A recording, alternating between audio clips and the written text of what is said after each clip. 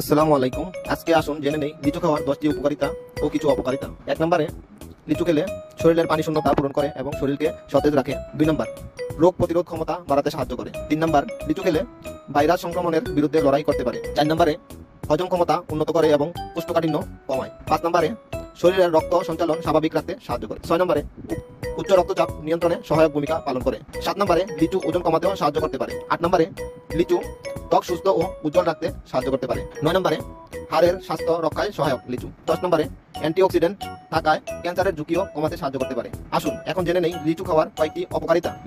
অতিরিক্ত লিচু খেলে রক্তের শর্করার মাত্রা দ্রুত কমে যাওয়ায় মারাত্মক দুর্বলতা বা অজ্ঞানের মতো ঘটনাও ঘটতে পারে। সেজন্য লিচু বেশি খাবেন না। 2 নম্বরে, লিচু বেশি খেলে পেট ব্যথা ও হজমের সমস্যা দেখা দিতে পারে। 3 নম্বরে, পাকা লিচুতে অতিরিক্ত চিনি দাঁতের ক্ষতি করতে পারে ও ওজন বাড়াতে সাহায্য করে। 4 নম্বরে, অতি সাবধানতার অবলম্বন করবেন। সাধারণত 4 নম্বরে, কাঁচা লিচু খাওয়া যাবে না। কাঁচা লিচু খেলে অনেক ক্ষতি হতে পারে।